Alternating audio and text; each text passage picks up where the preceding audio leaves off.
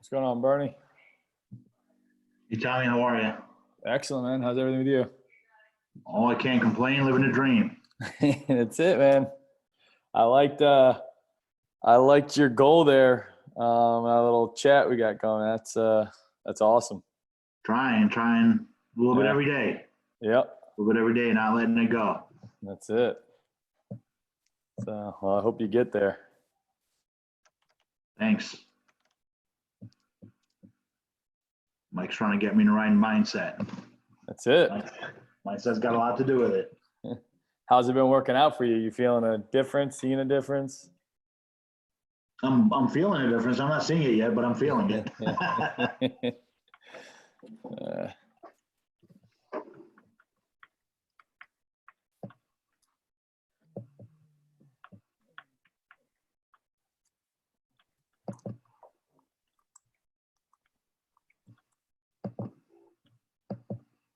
Sorry, what's going on, gentlemen? Nothing much. How are you? Living a dream. I'm 2 hours away from finishing a 20-hour fast. I'm starving and hangry. And I think like on the spectrum of fast, that's not even too much of a fast, right? Like I hear these 10-dayers and Cool. yeah, I can't even. I've done like a juice fast before for a day, and I thought that was ridiculous.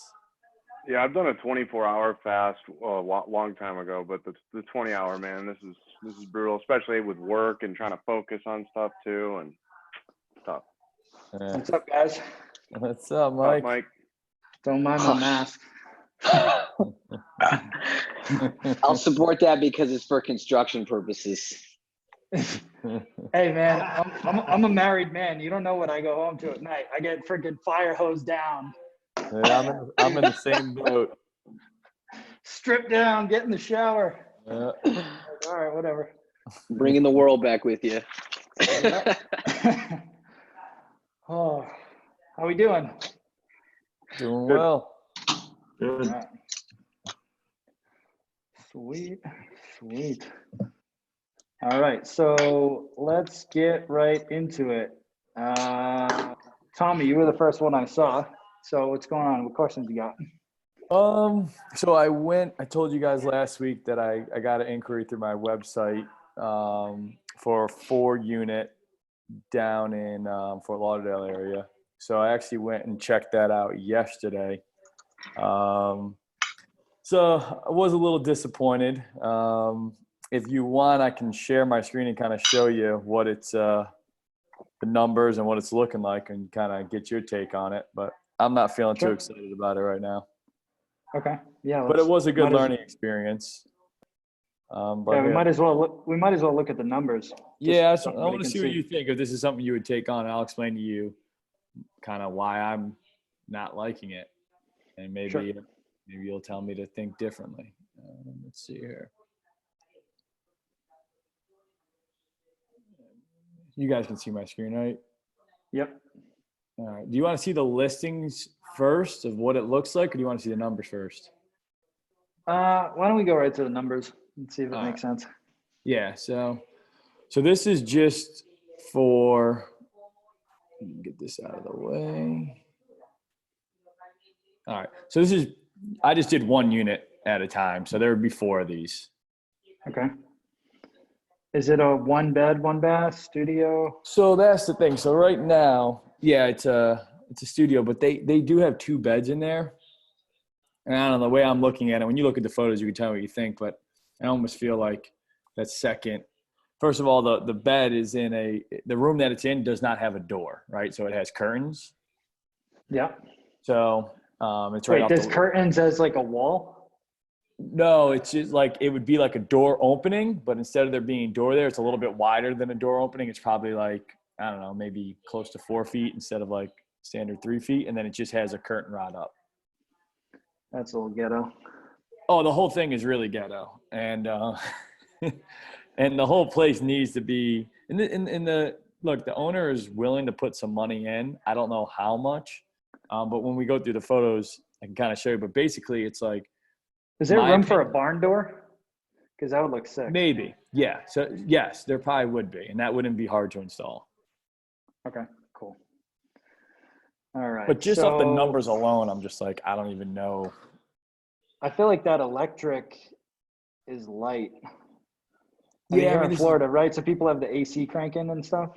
Yep. And he's got, so that's the other thing I hate. It's like there's 2 AC units in each unit. One is a window unit, like literally in the window, and then the other is the wall unit.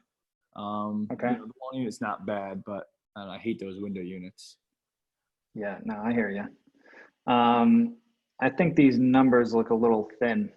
I mean, you're in that market, but I mean, $30 a month for electric, that seems pretty thin. Yeah. I think it might be okay. I mean, based off the other 1 bedroom that I'm doing now, I don't see that bill, but I thought the owners had told me that they were paying somewhere around $60. They might have been $60 a month. No, yeah, they were like 50, 60. So yeah, I mean, yeah, I guess I need to bump this up then. So that's just. So I guess let's start with, is this a co-host deal or is this? Yeah, co-host. Okay, so you don't need to even worry about those expenses for you then. No, I don't. So I would probably just get rid of the electric, the water, and the cable because you're not paying for that, right? Right. Yeah, it's just for a matter to, for him to make a decision, right, if it makes sense. Okay, yep. No, that's fine. Now I'm assuming the 23,000 is from AirDNA. Yep. Okay. Yeah, I mean, these numbers look real thin. Like it's not like, even though I'm looking at like, okay, times 4, but the same deal, right? I'm going to still, like, I have to set up 4 listings. I have to set up the, 4 places. So it's kind of like, I have to look at it as an individual deal. That and the owner, it's going to be tough to sell him to make an extra $36 a month. Yeah, he's kind of in a tough place though, to where, I don't know what he's going to do. Like these places need to be kind of, turned around, and you can tell it's just been, just kind of have been ignored probably a little bit too long. So he knows he needs to do something.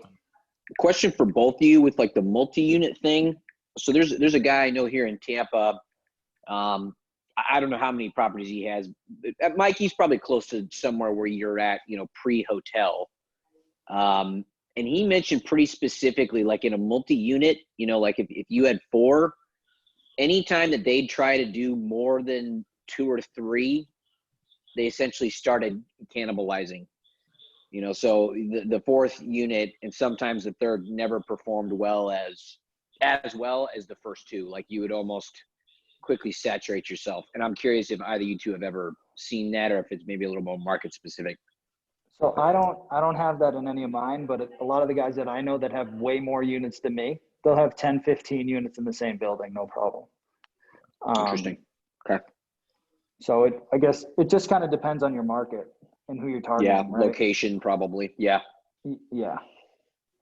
And if your building has like cool amenities and things like that, where it's almost like a hotel, where you have, some nice amenities and things like that, where it's a little different. Because some people just want that like cozy feel of a home, and some people, like my buddy, he just bought a place in Sarasota. Like he bought a condo in a high rise because he wanted the gym and the pool and like all the amenities. So like some of those types of things can do well too, but it just kind of depends on who you're targeting. But yeah, I mean, Tommy, these numbers look pretty tight, buddy. Yeah. That was my feeling. Granted, like in theory, like we're always shooting to like way outperform AirDNA, Right. but still, I mean, I don't know. It doesn't feel like a win-win for the owner. That's kind of how I was feeling. I was like, I just don't even feel that good selling it to him. But on top of this, the other thing that has to come into there is, I'm thinking he's got to spend at least $5,000 per unit to like get these things looking good. And so that's not even furnishings, right? That's just upgrades. No. That would be like with furnishings. I think we can get some furnishings in there and get the place, painted and, it's just some minor things, but I was thinking about five grand, and you might tell me that's not even close to being enough. I would say I'd budget at least 7. Yeah. So, right. So I got to ask this guy to spend $28,000 to do what, you know? Yeah. Like, so that's kind of my feeling. So, but it was good, like going through the whole process with him. Like one of the things that, on the initial calls, I got some good pointers that I should have asked on the initial call that will help me now on the next one. So it's definitely, it's always good anytime you go through these, but it was good to meet with him. Get a look. Yeah.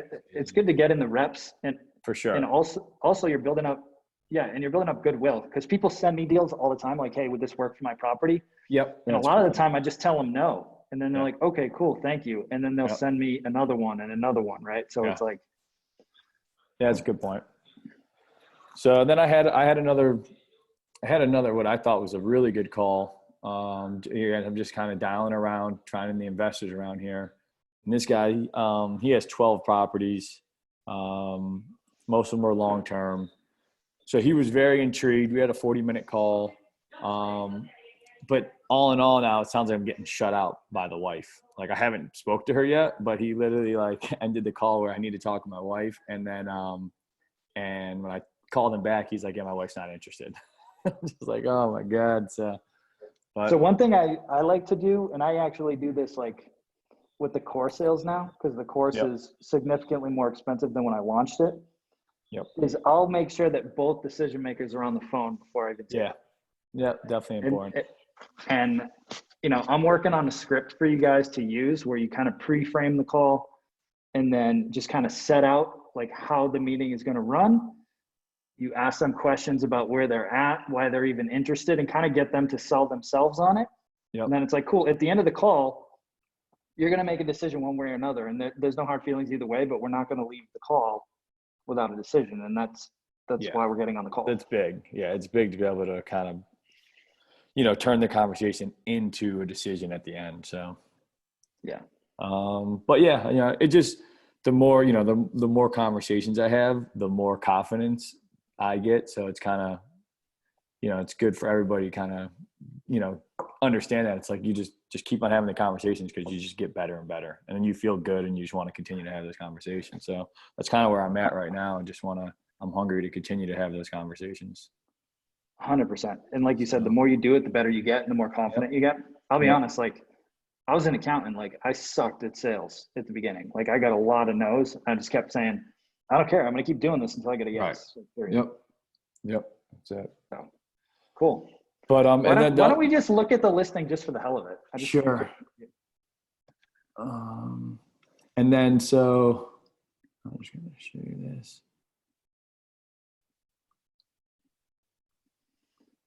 I mean, this new photos alone would do a number for this thing. Yeah, it needs to be. I mean, the reviews it has aren't, are not good. Like I would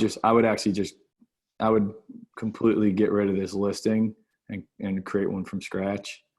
Yeah. They have like 40 something reviews, but it's like 4.1 stars, and there's a lot of complaints about cleanliness and. Yeah. So. Yeah, I mean, it has potential for sure. It just, is there enough upside for this guy to make it worth it? Right. So you're thinking about 7 to budget. Yeah.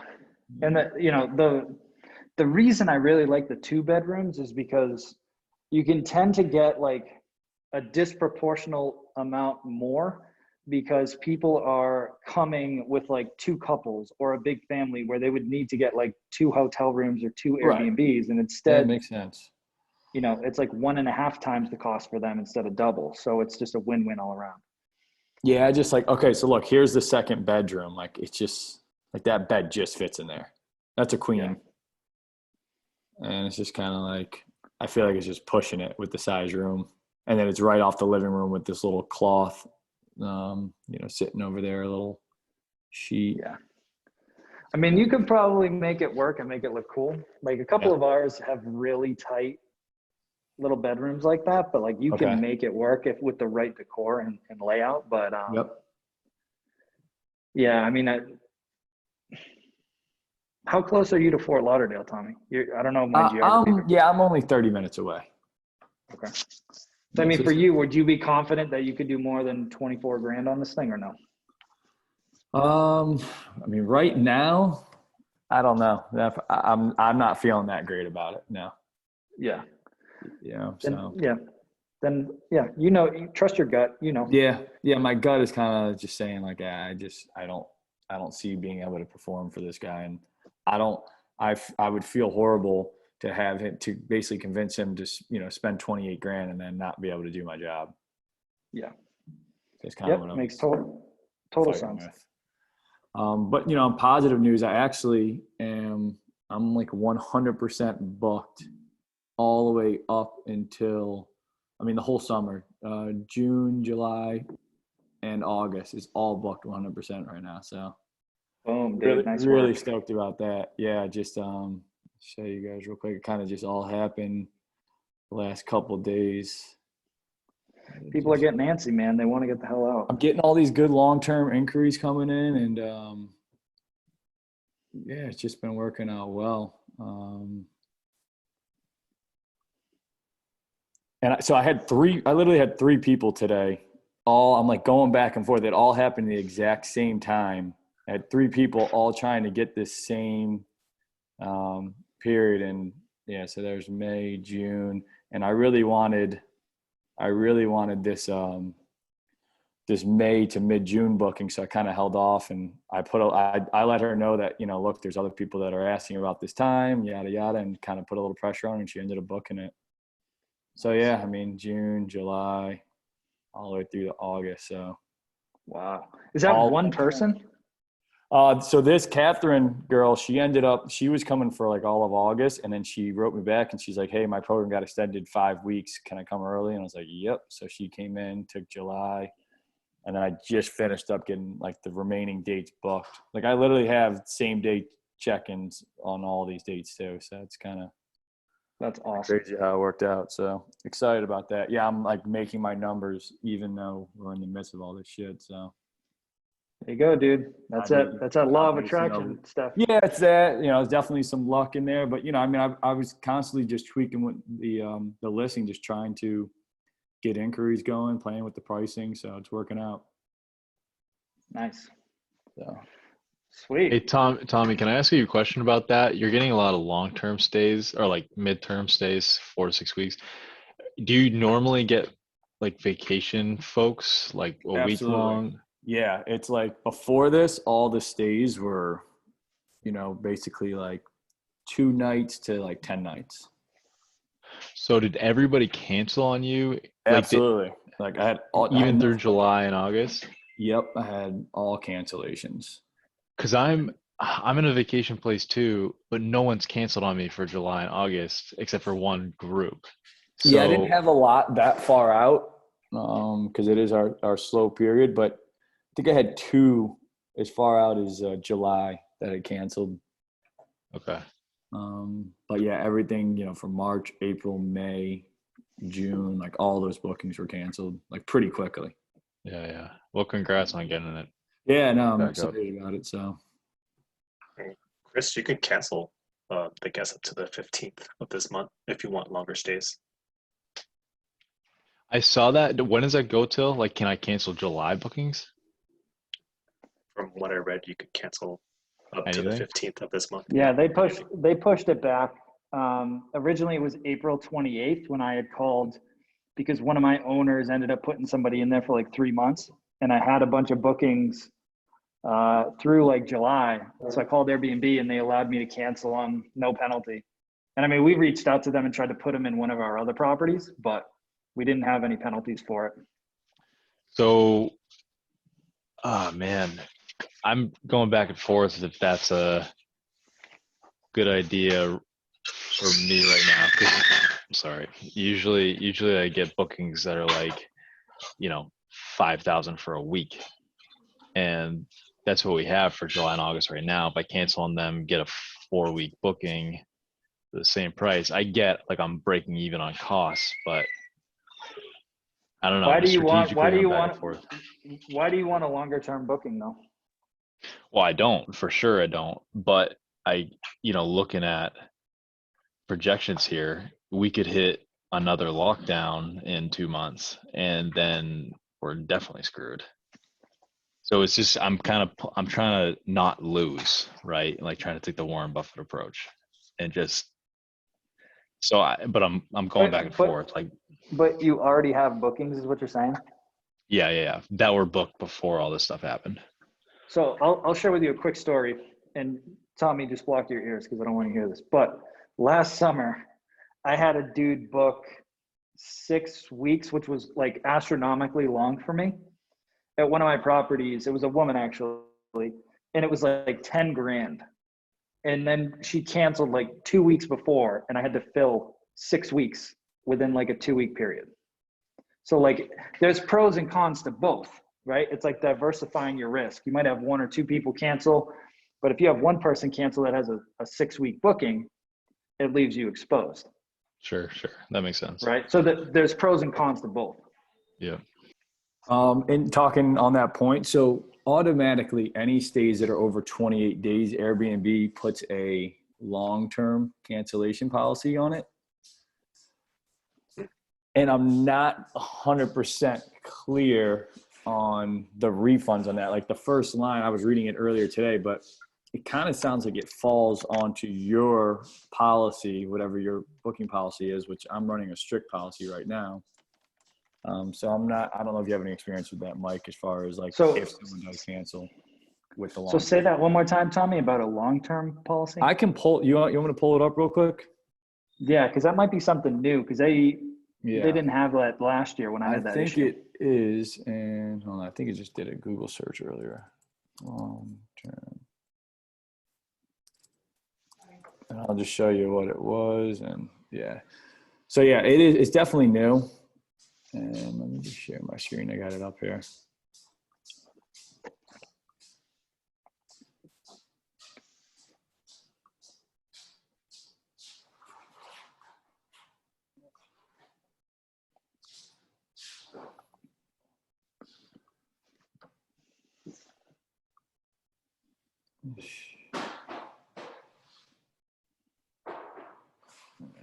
I got too many windows open. Looks like my screen. It's like ridiculous. Okay. So yeah, so automatically 28 days or more. This is what it says.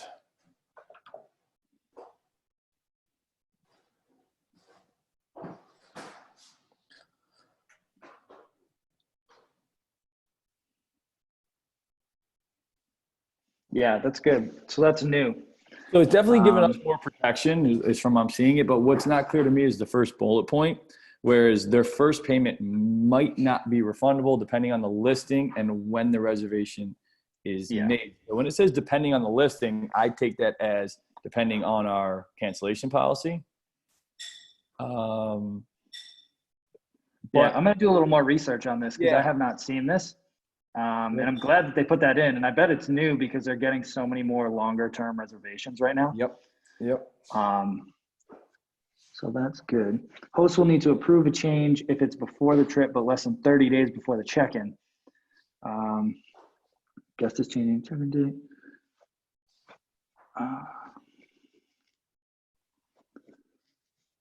So what if you don't approve it? Yeah.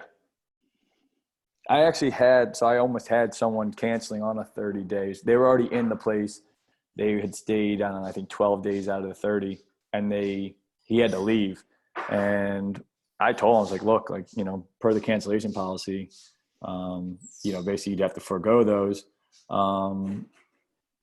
see if you can find some other options. And he ended up finding another employee that could come and stay is how we kind of worked it out. So I allowed him to swap it out. So. I'm just putting a note on my computer because I want to research this tomorrow. Yeah, it is Google search Airbnb long-term cancellation. It'll come up. I'll probably have to put in a call to them now to get more clarification on that.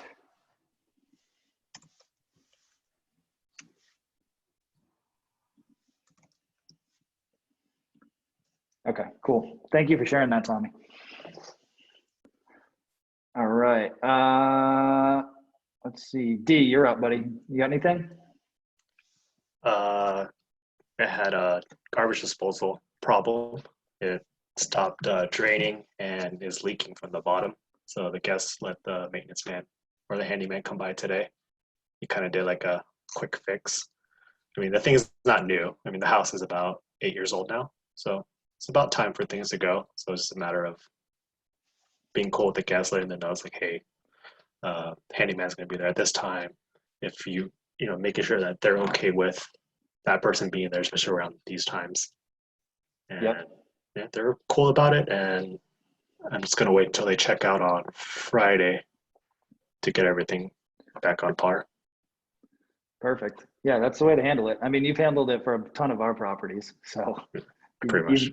you got your reps in. Yeah. So that's good. That's all that we can do though, and it goes a long way because it shows the guests that we care. It's like we're on it. Like I'll get somebody there ASAP if you're okay with it, right? And some guests are like, I don't want anybody here, and it's like, okay, fine, but I'm offering if you want that. So pretty much. I just want to make sure it fell on them when it came to like not getting that fixed because they did mention it. So I was like, oh shit, I didn't know, you know. Yep, absolutely. Absolutely. All right, cool. Bernie, you're up, buddy. A couple good questions. I may have asked about this last week. So is Airbnb coming out with a policy that you have to have like a gap between stays, like a 24-hour gap or 72-hour gap? Because I haven't seen that anywhere in the listings. Yeah, so I was actually reading an article on that last night, and that was the other thing.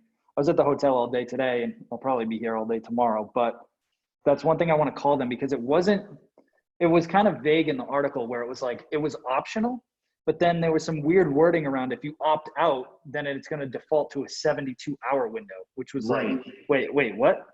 So, and it mentioned that there's some new like cleaning protocol training or something. So I want to research that this week to see like what that actually entails. I'm sure there's probably some like video or I don't know, article or whatever that you got to go through. And then, because initially it sounded like it was like an optional thing, like a superhost status, like you're a, I don't know, CDC cleaning compliant or whatever status, something like that.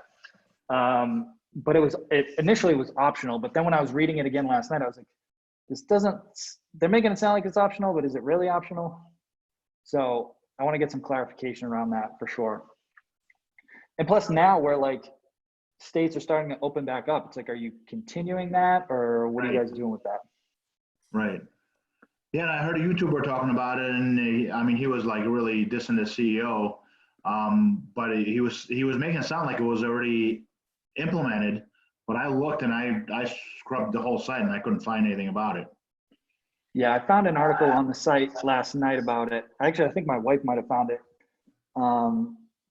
And I was doing a little reading and research, and I was like, again, like a lot of times, like the thing that Tommy just pointed out, like it's kind of vague, like it's not like cut and dry. So I end up getting them on the phone, or Dee or Matt or my wife get them on the phone, and we end up sitting there for like an hour just trying to figure out like what is the actual policy.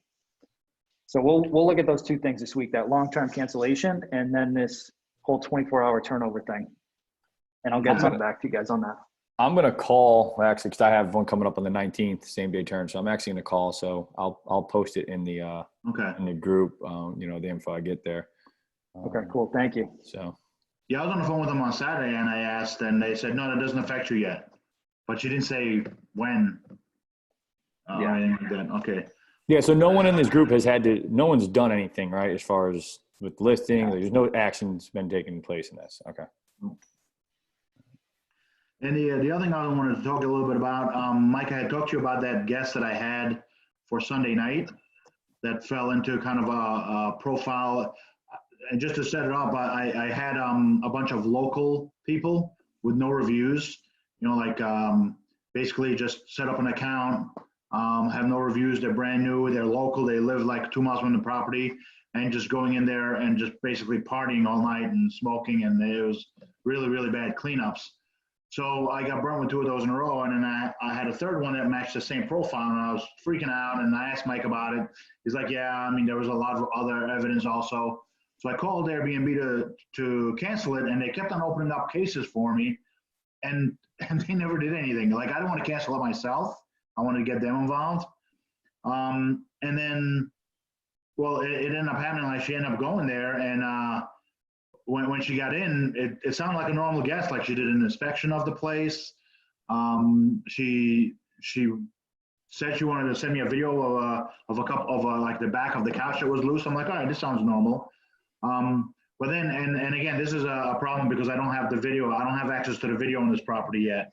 But I put in the lock so I could see that people are in and out all night. So I just assumed it's going to be another party all night type thing. But then the next morning, usually the party all night people by 6, 7 o'clock, they stop going in and out and everybody goes home. I guess sleeps it off or whatever. But I didn't hear anything from this lady, and they never check out. You know, they never let me know when they leave. But then like around 11:30, she tells me that, yes, she did check out and she stayed there extra to clean it. I was like, well, that's kind of weird. They usually don't clean up after themselves. And then when my cleaner went in, there was like trays of food. They actually had like they must have had an actual family party. But they had the family party going in and out all night, but they didn't smoke in there. They didn't trash anything. So, you know, when I was talking to Mike, it was like kind of mindset, you know, I was driving myself crazy over it.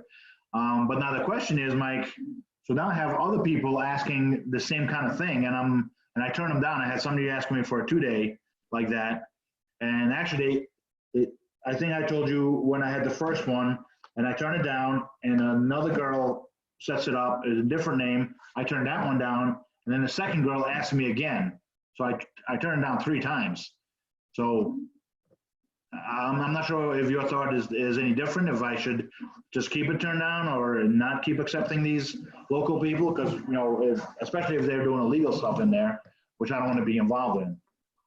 So let's recap for everybody, like what the red flags were, right? Because it's not necessarily, I'm not necessarily freaked if they're local. That's just like one little flag, right? But like you're a little hesitant because you just had 2 bad guests in a row. So you were like, okay. And you kind of like stalked her on Facebook and got some more info.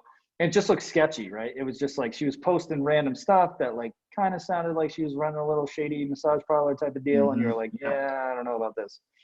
Right. So there were other flags going on. So the 3 that you just declined, what were the flags that you saw? Well, local and brand new profiles. Yep. I tried to stalk them on Facebook, and they were pretty much non-existent. And I asked them the names of the other people that will be staying there, and I don't find any of those other names. So what do you mean, just like on Facebook? Yeah. I figured 5 friends are going to get together. They probably know each other on Facebook, right? Unless they're too young and they're like, you know, Facebook is those old people thing now. But I don't know how to stalk them, like Snapchat or anything like that. I have no idea. I have to have my son do that. So what was their reason for staying at your property?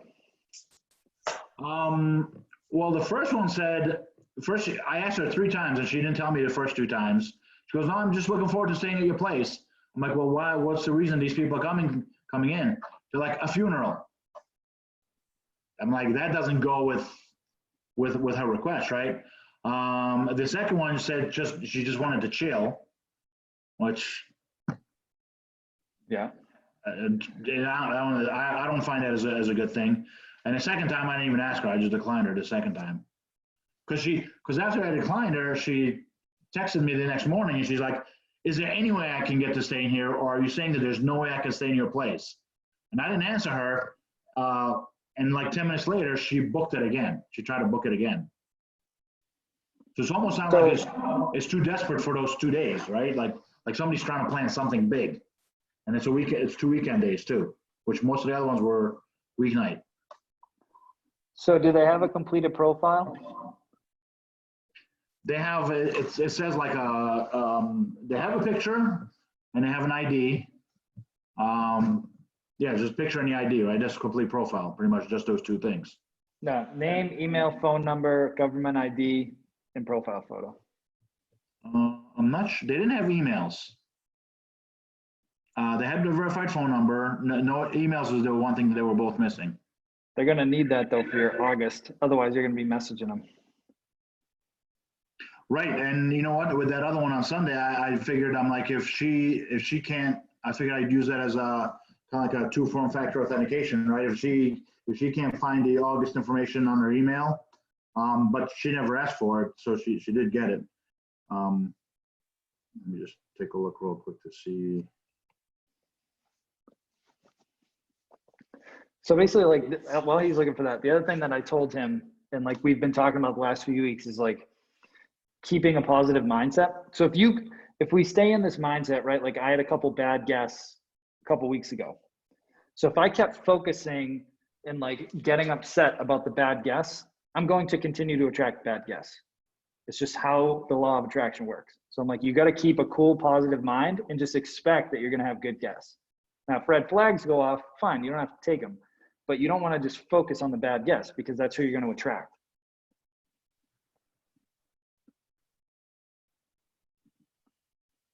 Yeah, it was just the email address that they were missing.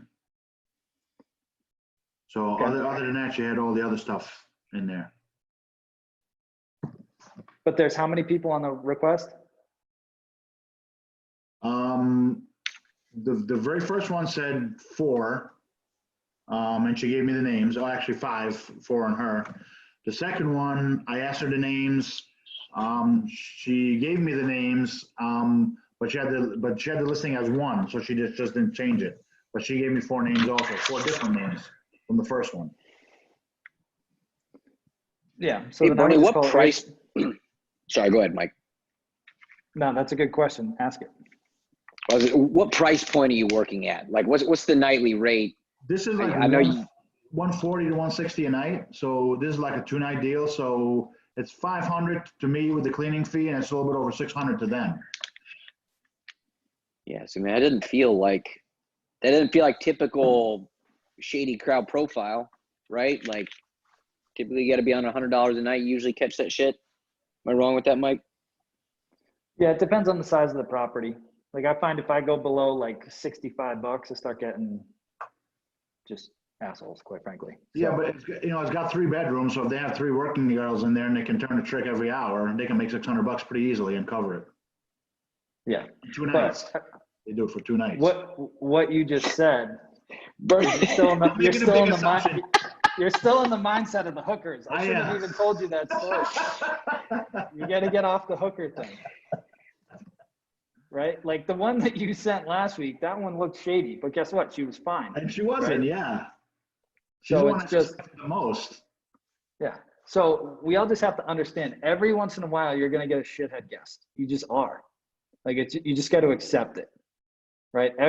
Probably every few months with the amount of properties we have, we just get a shitty guest. It's just the nature of the business. But there's pros and cons, right? Like we make a boatload of money from people every month. So it's like, you just got to take the good with the bad. But if you focus and you start getting paranoid, that's not a good thing. For these girls, if you don't want to take the booking, just call Airbnb and be like, listen, they've tried to book 3 times. They're local. I'm not comfortable with it. Every time they give me 5 new names that are going to be staying at the property. I'm just not comfortable with this reservation. I'm not going to take it. Just be like, is there a way to block this? Because I don't want to keep denying people because then my rankings go down because I'm denying all these booking requests. And I asked him, does my rating go down if I deny him for denying 3 in a row? That is a metric on how many you accept versus decline. Okay. So I would just call them. Like if you're not comfortable with it, go with your gut. But again, at the same time, get out of the hooker mindset. Don't be doing hooker financials. I mean, it's profitable. I'm like, no, don't think that. Yeah. Hey, really quick, because it's on the same topic. If the guest inquires, this is what's happening to me. They're inquiring. I've asked them screening questions, and they're just not responding. So I denied them, and then they requested again this morning. And I kept on saying, please answer the screening questions, or we're going to have to deny you. The thing I get that's a metric, but the time is also a metric. So I need to deny them, I think, fairly quickly, right? To hold up my response time. So is in that case, would you just deny them right away because they're just not responding to me at all, and I'm not comfortable with it. Yeah, I mean, people are also busy, right? So it's like if they don't respond in like a day, your response time is based on how quickly you actually respond to the inquiry and their messages. So make sure that you respond right away. And then I usually follow up like a day later or 12 hours later, be like, hey, did you see this message? We need to get these questions answered before we can confirm your reservation. And if they don't reply, then boom, see you later. Okay, that's what I did, and I just denied them. Hey, Chris, just to clarify something on that, just there might be a little confusion, but like Mike just said, it's all about your response, which is, you know, can just be a message. It doesn't have to be an approval or a denial. Oh, okay. As long as you respond, then you met your requirement. So yeah, It used to be when right away. When I first got started, you had to either approve or deny somebody in 24 hours. Otherwise, they would block your calendar. It was You still have 24 hours because it gave me a countdown, like 17 more hours to approve this one. But I'm talking about as far as like the metric goes, like as far as you getting dinged for non-responsible. Yeah, because I called them to ask that because I had the same situations you were just describing where people weren't answering my questions. And I'm like, well, I responded, and yeah, Airbnb clarified that, you know, once I responded a message, you're good as far as metrics go. Yeah. Okay, that's helpful. Thanks. Yeah. Okay, cool. Shane, you're up, buddy. Not a ton of questions at the moment, just pushing along, man. I think we should be, I talked to my contractor today. He should be finishing up the last bit of our furniture install, and then we should be making like a first pass of, you know, hey, well, I'll hop on FaceTime with Kristen and have her eyeball the staging. And then once we're there, I've got a place identified for that kind of wash and fold you talked about. They don't measure by item, they measure by weight. Yeah. So, you know, make sure you unbox everything. Right. Yeah. No, everything will be, everything will be out for sure. And that's really all we're doing is, you know, onesie twosie stuff as far as double checking accountability. The Amazon orders, I'll be honest, are fucking difficult to track when you order everything all at once, and, you know, UPS is like, oh, we can't deliver it. I'm like, use the fucking call box, dude. It's not hard, you know. So there's little things like that. Onesie twosie stuff. And then, you know, beyond that, I'm going to be looking to get cleaners and reach out to a photographer to start eyeballing that stuff. I think there's a good chance that once everything's done, I am going to look at the couch we have, and Kristen will probably see it, and we're going to end up swapping it out. Just because it's more beat up than I thought it was, and we thought we would be able to replace the cushions or the filling in the cushions, but they're all goose down.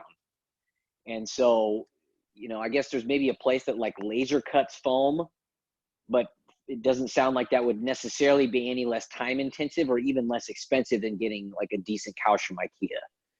So I think that might be like the last minute pivot, and you know, again, it'll be like onesie twosie design things. But the goal is to have a, you know, for sure pre-list, you know, by June, so that I'm capturing bookings for, you know, July. I'm hearing mixed things about Disney. For the most part, it sounds like the park will open up in some capacity, you know, restaurants and some retail in June. You know, and then some of the articles I'm reading is, you know, I mean, which is not surprising, but Disney wants to go balls to the wall in terms of like getting people on staycations and anything in the state. And then they're just going to expand their ad campaign nationally. So, I mean, it sounds like they want to be aggressive in terms of getting people back. And, you know, I even don't if think they they're gonna open have trouble that, doing that. Even if they open, what's that like, it's near Disney. It's called Disney something, where it's got all the restaurants and the shops. I know what you're talking about. I know what you're talking about. Downtown Disney. Disney Yeah, Springs. Disney Springs. Thank you. Oh, Disney Springs. Yeah. Okay. Even if they open that up, right? That's like restaurants and like, I mean, we hung out there a bunch when we were down there. It's just a cool spot to like go eat and like walk around, hang out. So yeah, I mean, we'll see what happens with that. But I think, you know, just like you said, just keep pushing. Definitely FaceTime with the contractors, because, you know, I've made that mistake in the past with my North Carolina builds, And then like I flew down there and I literally opened the door into like a wall of boxes. And I was like, I thought you put all this shit away. And they're like, no, we organized the boxes. I'm like, what the, like, are you kidding me? So I spent like 2 days just unboxing stuff. So I've typically been over there personally, like every couple of weeks. So I was there on Saturday, and to be honest, I thought I was getting the sense that I'm like, dude, I think he's like fucking waiting for permission on stuff and not just going. And I actually found the opposite. So I was actually pretty pleased. And I think I hit, if anybody ends up like around Orlando or Kissimmee, I'd recommend this dude in a fucking heartbeat. Brad sent him to me. Like, you know, kind of, I mean, you know, blue collar contractor type, but he's owned properties. He knows a lot about the business. He's got fucking, you know, cleaning contacts, all kinds of stuff. He's been like fucking awesome to lean on. So having a good team is vital to creating a business that can run itself. Otherwise, it becomes a job and you're doing a lot of management and that just sucks. So. And then I don't know, man, once I get this all administratively sorted out, then it's going to be back into full tilt hunt mode, either for something else in there or back here in Tampa. Because for what it's worth, that guy who I mentioned, who I know, he's fucking miserable, like running his Airbnb business. Like, and I'm not really saying much to him as I'm listening to him talk, but I'm like, dude, I do not want to be you. Like he's way too involved in everything, constantly on his phone. And for what it's worth, he had the unfortunate mistake of telling me that I wouldn't be able to compete with him in Tampa. So I'm like, okay, motherfucker. I didn't say shit, but you know, I take notes of that stuff in my head. I'm all right, that's fine. Cool. I can't wait to take over all of your properties.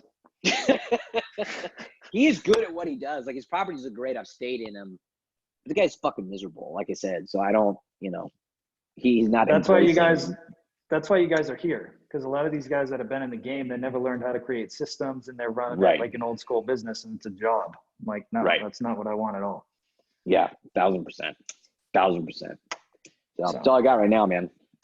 Cool. All right, Chris, you're up. Kind of answering questions as we go here, but the only other one and kind of revolved around building out a team. That's been my priority, is just making sure I have the right folks in place for Hampton. I think last year I made a lot of excuses, just being 20 minutes away. I'll go take care of it. So I'm really trying to get that solidified now. One thing that came up is I had an electrician come over, and they're part of, I don't know if you've heard of them, Mike, but Cornerstone Electric. And they are actually broader than that. They're called Cornerstone Services. They do HVAC, you know, handyman and cleaning. And I was curious, they have a membership program, pay $360 a year, and you get all 10% off repairs. You get a panel checkup, electrical, like annual inspection. And I'm curious if that's something that you would like think about doing. I know we've talked about before not keeping anybody on retainer necessarily, because that's kind of our job, is to call the right people at the right time. But in this scenario, it seems like $30 a month to have a staff come out, really, anything that goes wrong. To me, feels good, but I'm just kind of curious what your thoughts are. So I have not gone that route in the past. Do they have a guaranteed service time? Because I would pay for that if they show up within 2 hours of an inquiry or whatever.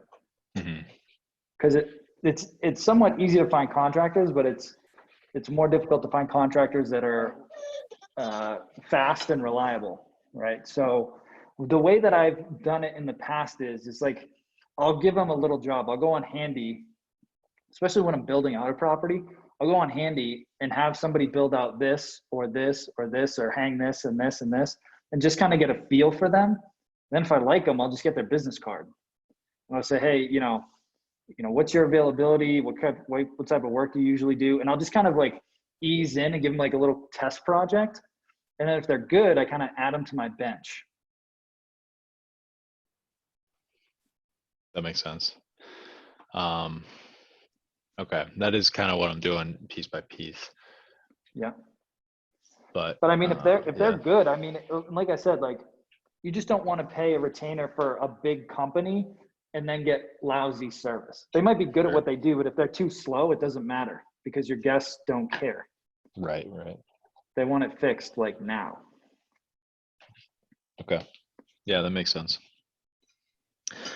Yeah, I'll follow up. And leverage your current team. Like Shane was talking about, like leverage your current team for referrals, right? So we had a awesome handyman in North Carolina that I met through Handy, who I used to help build out a property, and he was awesome. And we used him for 6 months, but then he moved halfway across the state. So then I asked my cleaner down there, hey, do you know any good handymen? And so we gave one of her guys like a little test project. And, long story short, now he's been doing any, odds and end handyman work at our 2 North Carolina properties for us. He's been really good. So leverage your network. Referrals is always the best source. Yeah, that makes a lot of sense. Okay, great. The other piece is the PPP loan. So I'm obviously a sole proprietor in this case and don't have any employees. Yeah. Has anybody tried to go through that loan application process? And that's it's just based off of it's just going to be based off your net income. I haven't gotten any money yet from either SBA or the PPP, but that was what my CPA told me, because originally it was only if you had employees, but then they changed it. Right, I saw that. That's why I applied. Yep. All right. So if you have a net income of 10 grand, that's the thing that you share with them. That's what they're gonna want to see. Okay. Yeah. All right, that's it for me. Appreciate it. Sure. Matt, you got anything, buddy? Nothing right now. Driving home from obviously the Cove. Just seeing you. But no, nothing right now. Just listening. It's good to listen. Thank you. Cool. Tristan, how about you, buddy? So I had a couple questions. I'm still waiting for documents back from the state of Arizona to finalize the business and everything, but I have like two sections left in the course, and then I'm done. I just kind of wanted to go through it once, and I'll probably go through it again just to really ingrain everything. But I started messing around at night and looking at listings or seeing what I could find out there. And so I noticed on Craigslist, compared to what I saw in your video, that the for rent by owner is no longer there. So that my first question is kind of like, how are you finding those now? Because the listings I kind of clicked on and searched for, it was like already a manager looking to fill or already a short-term rental, stuff like that. Yeah. So the other site that a lot of guys are using that does have that functionality is called HotPads. Okay. And you can filter by for rent by owner. I mean, you can still search through Craigslist. Honestly, like I don't even play that game anymore just because I get referrals now. But initially, that's what I was doing. I was just trying to search for them. And quite frankly, sometimes you just got to scan it. And then I'm pretty sure if you don't clear your cookies, you'll see all the links that are purple that you've already clicked on. So anytime there's a new listing, you can kind of quickly glance and just see what's new that you haven't gone through yet. So that's pretty much all that I did. I would just kind of wait, see if there were any new ones coming up, and I would check it like 2-3 times a day. Okay. That's pretty much it. I obviously can't dive in too much without the business all being established, but just kind of doing what I can do, getting the website going, logo, finalizing content for the website, and then spending time looking at listings, and then just going through all the videos, rewatching the ones that I've found are like, really dense, and making sure I really understand what I'm going to be doing and prioritizing. So when I get the green light, like I know exactly what I need to accomplish in steps. Yeah, that's a good approach. Kind of go through everything, get an overview, and then I tried to break up the course so that it was user friendly. So like if you're building a listing, you just go to that module. Or if you're trying to hire a team, you just go back to that module, right? So I tried to break it up in those chunks so that it's more like you can go back and refer to it depending on what stage you're at in the business or with any new properties. Yeah, it's been really helpful. And I'm definitely like, I really like to start high level and understand. I mean, in my company right now, I build out all of our processes and operations and everything. So it's really important for me to understand the full process and then kind of dig into the details so I know how everything comes together. But I think. Did you do the disc? What disc? Disc profile? Have you ever done a disc? No. I'd be curious to see what yours is. It's like a personality assessment to just kind of see what your natural tendencies are. So like as an example, like I'm a high D and then it kind of trails off like ISC. So what it basically means is like, oh, like I I'm may like have. So like for me personally, like I'm very high level and I like to start things and I'm a go-getter and I like to like hit goals in certain things, but like I'm not super detail oriented. So like D is on the team. He is super detail oriented and he catches all the shit that I miss, right? So it's a really good complementary natural tendency to what I am versus what his natural gifts are. You know what I mean? Okay. I'll definitely have to look at that because even if I did it, it was a few years ago at best. And I'm definitely not the same person that I was then. Definitely not. I mean, I may have some tendencies here and there, but like I've completely changed my mentality from the person that I was. The other one I'll put in here because I actually like this one better. You just go to 5voices.com. I just put it in the chat. Okay. That one was so good. It literally described me to a T. It was kind of crazy. Okay. But then once you understand what your natural tendencies are, as you continue to grow and scale, you're going to look for people that complement your skill sets, right? I'm sure you've already done that with your web business, right? Where it's like, you need certain people in certain roles to kind of fill those gaps, right? So like Matt's on the team, he's awesome with people and I can get short with people. So he's the one on the phone handling all the guest stuff. He's really good with them. Like they like talking to him. And then D is more on the back end of like handling all the logistics, the maintenance requests, making sure all the vendors are getting paid, taking care of the bookkeeping, things like that. That's like really detail stuff. And then I just kind of focus on the big picture and more property acquisition. Okay, awesome. Cool. Yeah, I'll definitely Mike, check those out. Okay, cool. Mike, how you doing, buddy? Good, man. How about you? Good, good. How's the closing process going?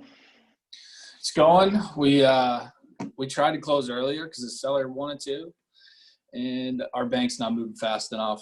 I think the underwriting and everything is just so slow right now. They're double, triple, quadruple checking everybody, employment, and even we're gonna have PMI too. So the insurance companies are doing the same thing. So we close a week from yesterday. So we close next Monday.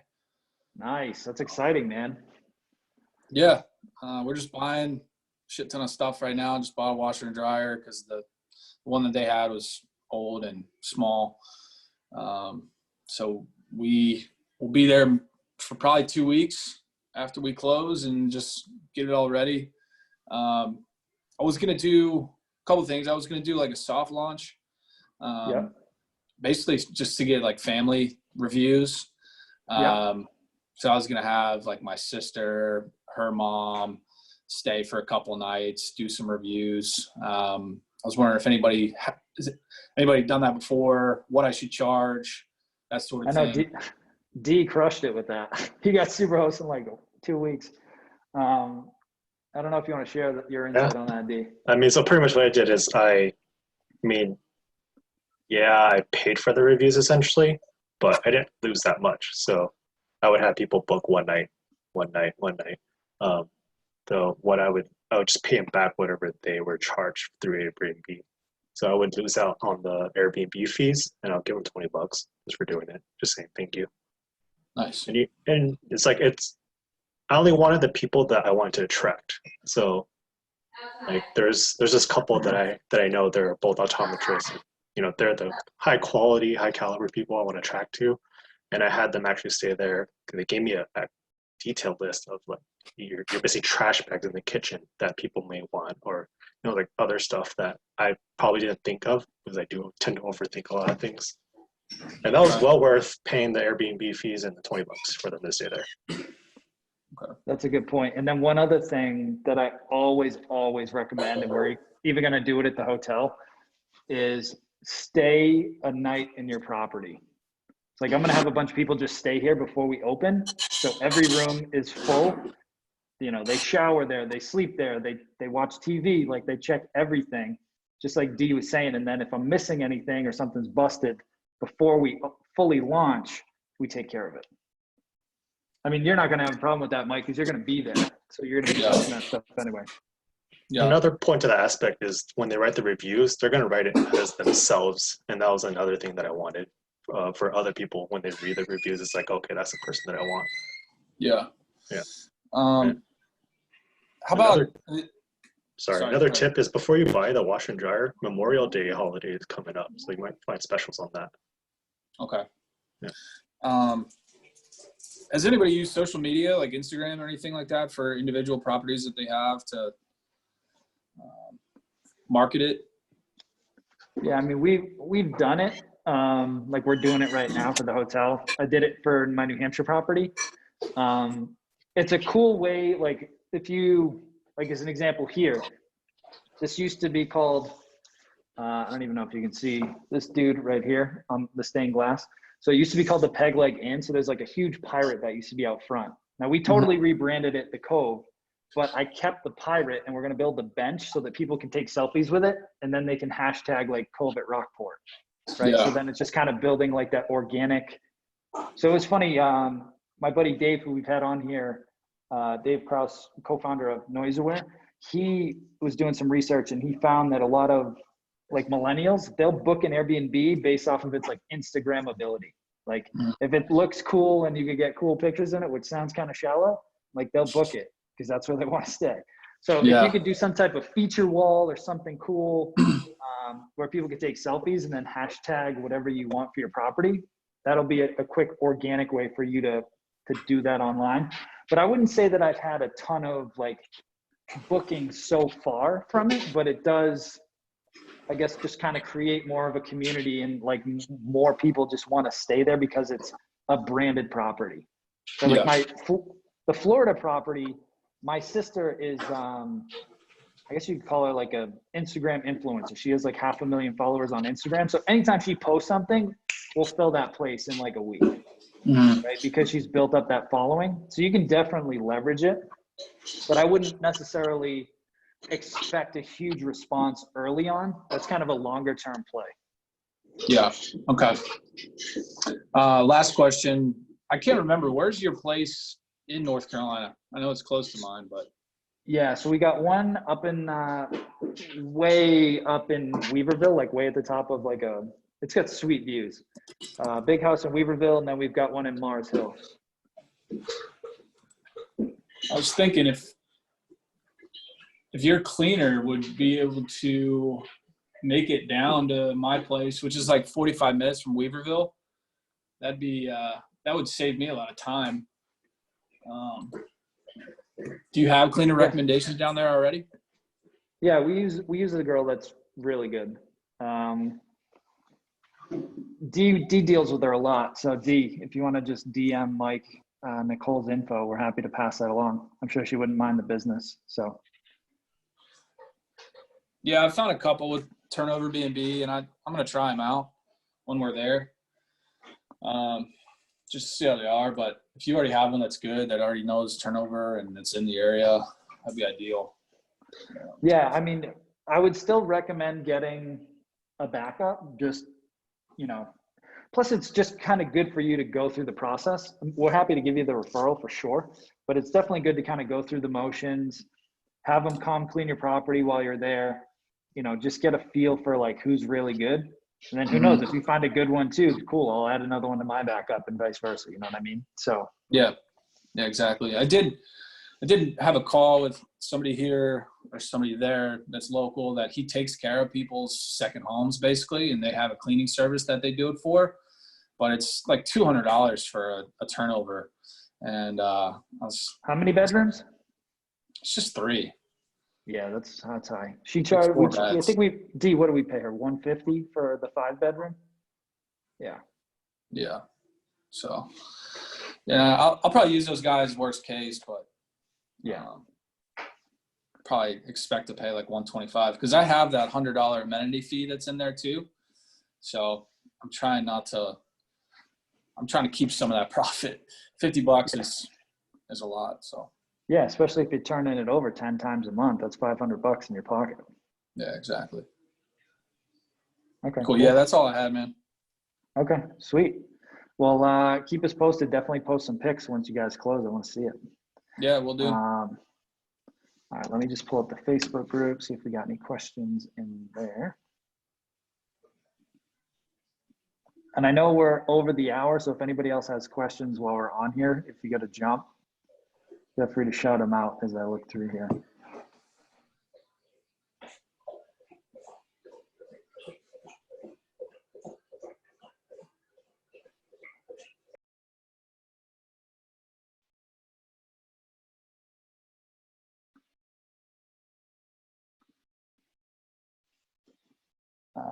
Let's see. Let me just pull this one up that Chad had posted. I think he wanted some perspective on the design. So this. All right, so this is a pretty badass property that he's going to be co-hosting. Let's see.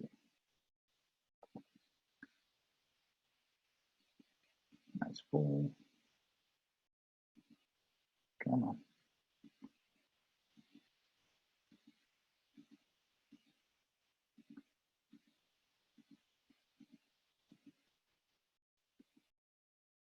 Okay. I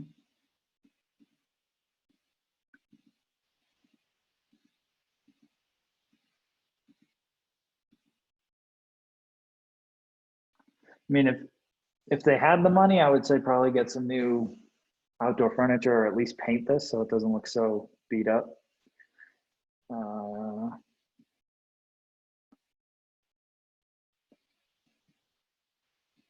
Obviously clean up this patio. Yeah, it's a beautiful home.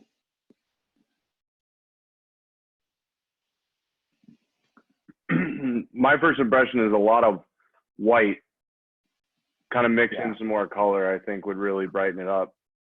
Yeah, or just some little accent pieces. Yep.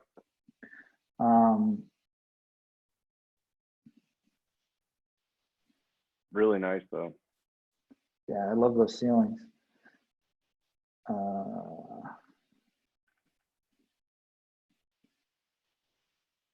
Yeah, I mean, definitely white linens.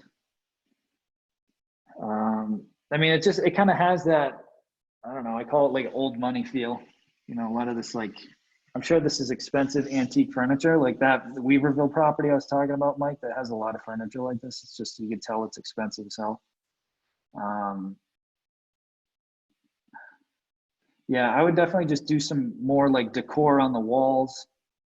Add some like throw pillows that actually have some color. Like, I know this dude's trying to stay on somewhat of a budget. Again, white linens for sure, with some nice throw pillows to add some color in here. You know, I would put some nice fresh white towels right here just to make it look good. I'd get like some soap dispensers and things like that. I'd also probably do like a little basket with your soaps and shampoos and things like that for your photos. Yeah, I don't like that at all. That looks like crap. This chair looks like crap. So again, just like maybe some new lamps, some new wall decor here, just for some pops of color. That painting is probably expensive. I'd probably put that away.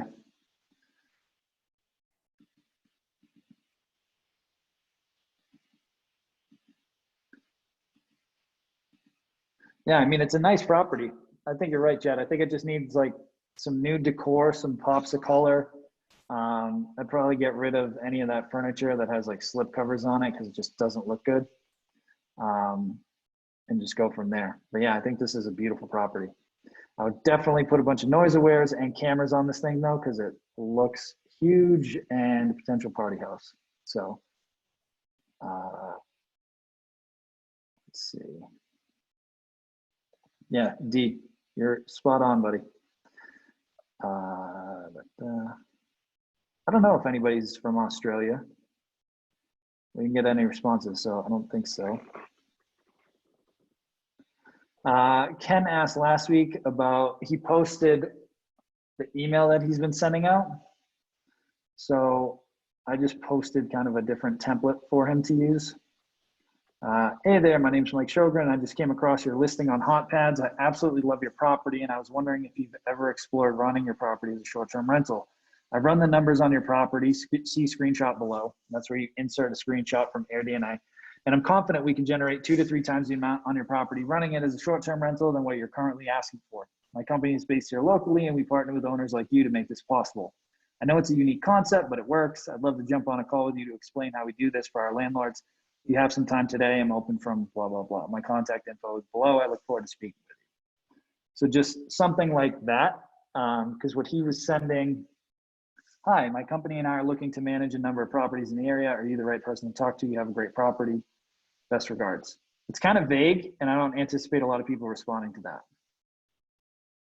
There's no real value proposition to the owner. Again, you got to find a way to make it a win-win. So it's like, what is the incentive for them to talk to you? Right? So,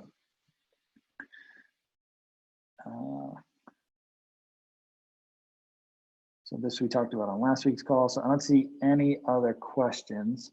You guys have anything else on? Nope. Nope. All right, cool.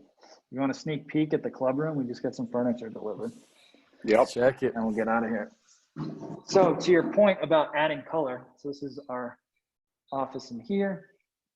Sorry, I'm on my laptop. I should have dialed in from my phone, but so right now it looks like there's a ton of gray and white, but we've got another delivery coming from Wayfair tomorrow. So I feel like I should just dial in on my phone because this looks like shit. Get my phone.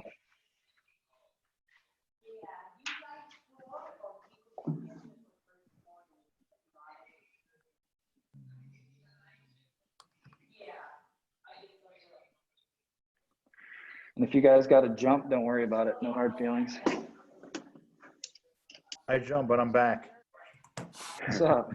They're running an infomercial on the other call, so I figured I'll be back on here. I want to see your swinging chairs and yours. All right. Let's switch this audio. All right. Turn this on. Yeah, you know I love the swinging chairs. So swing this around. All right. So we went with gray walls, and then everything else is pretty much white. We whitewashed all the brick. There's going to be a 9-foot shuffleboard table going in here. We've got some quartz countertops going right here with some bar stools that are going to be, they're either navy or like a teal color. I can't remember. And then same thing here, another countertop with some bar stools. Got the 75-inch TV delivered today, which I'm psyched. This thing is huge. So it's going to get mounted up here. Got a couch, huge farmer's table for breakfast that we're going to be serving down here. This is going to be an impact logo. So the logo is going to be kind of mounted on here. I don't know how thick it is, but it's like pretty thick off the wall. And then we're just adding a bunch more seating throughout here. We got this cool, I got to change the, we're doing like navy on here instead of this like tan color. But we got some like cool lounge seating. You got the 2 swinging chairs over here. So you can literally just like hang out in this thing. Call them the sex swings. And you're hanging in the sex swing and just staring out the window at the ocean right here. Nice. So we got a bunch more stuff coming tomorrow. And then again, just so like throw pillows can just add so much like pop So like some of these, I know it looks dark right now, but like these are gonna pop in photos. All right, so we got some setup over here. So it just adds some color. And I've got plenty more out back that we're gonna be bringing out. And so that's pretty much it. So again, you can start with like grays and whites, but then you wanna add pops of color. Just even like throwing this rug in here. Like this is gonna pop in photos, right? We'll have a bunch of other seating that's all like bright colors, so it's really gonna pop. We'll have the Impact logo, which is gonna be like teal and navy with our logo on it. This wall is gonna be a history wall. So this inn was originally built in 1860. So we're gonna have like, we would talk to the Historical Society and they're gonna give us all the stats. And we're either gonna stencil it on the wall or we'll have it like clipped articles and things like that in a glass case all the way down this wall. So just to kind of show the whole history of the place. And then got some new sinks going in these bathrooms. So again, just pops of color. So this one's got blue. We're getting rid of this urinal because we really don't need it because we got new toilets going in. I've got some new modern, like square looking sinks, new faucets. It's pretty much the same for all of these bathrooms. So it's kind of where we're at today. New door on here. And I'll show you, D, we ended up going with that lock that you found. So for this club room, it's going to be open from 8 a.m. to 6 p.m. But I don't want to have to be here to lock this door every day. And you can't put an August lock on a commercial door. So D found this other style lock that's all programmable. You can access it and it can be on a timer. So this thing's automatically going to open at 8 and close at 6. And then my cleaner / opener will have their own code that I'll be able to tell when they get here. Then all of this is obviously going to get cleaned up. We're doing new sod, new landscaping. We got the new paint pretty much done. We got our pirate up there that will be moving. And then you're on the beach. Nice. It's pretty much it. The rooms are just about done. The last furniture came for the rooms today, so we just got to organize it and get everything ready to go. So shooting for early June. In Massachusetts, we're just waiting on, we should find out next Monday on what phase we're going to be in to allow to actually open, whether we're phase 1 or phase 2. So we're just keeping our fingers crossed. So a little different style with the hotel, like as far as like managing it.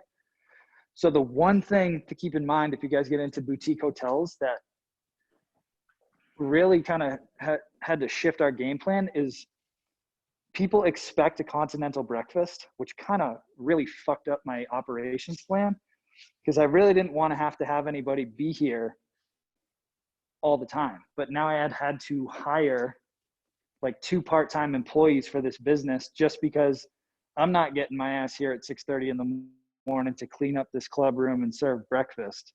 So I needed to hire people just to come and set all that stuff up. So just a little wrinkle if you're looking at like getting into traditional like B&Bs or like inns. So these tables will get built tomorrow. Mike? This is where the breakfast gets served. So we're just doing like pastries, fruit, yogurt, and then coffee. I got like a commercial Keurig. So that'll be set up over here. Like here's actually this little thing here. This will have like creamers and not creamers, but like different little condiments and things like that. We've got like some serving trays, but you mean getting the food, Tommy? Well, yeah. So I'm guessing like all the food is going to be stuff that you basically can like, you can order it, have it on shelves, and those employees you're going to have, they just need to basically like restock it every morning. Yeah. So this kitchen's a mess. This place used to have a restaurant. So this is a kitchen back here, but there's some fridges back there. So probably 2 to 3 times a week, when Matt and I come up, we'll just restock from probably BJ's or Costco, like in bulk for, like muffins and things like that, and yogurts and all that stuff. Initially, I wanted to partner. This is like a little breakfast place over here, like literally right next door. but it wasn't cost effective. You know what I mean? Like there's going to be too much to like have this dude bring in his like home cooked pastries. Like it was going to like quadruple our costs. And I was like, I just can't justify it yet. But we'll see how it goes this year. Like if we just find that the costs are like too like ridiculous to like have somebody be here plus buy the food, next year what we could do is just issue like certificates to the place next door. It's like, here you go, you get like $10 a day or $15 a day to go next door and get breakfast. Yeah, it'd be good. So we'll see how all that goes. So that's it, guys. Looking good. Thank you. Any other questions? That's it. Another good call. All right, cool. Thank you guys for tuning in and playing full out as always. I appreciate it. And if you guys have any questions during the week, feel free to post them in the group. And I'm going to be setting up a call. Let me know what days work best for you guys to do that initial pod call. So maybe just post in that Facebook group where I asked who was interested on that post. Let me know what days work best for you and what times. I'm thinking ideally, you know, most of you guys is probably later in the day, like 6 or 7, but you guys let me know what you want and I'm happy to set those up and get you guys running. So. Okay. Sounds good. All right, guys. Thanks. I'll talk to you soon. All right. Thanks, Mike.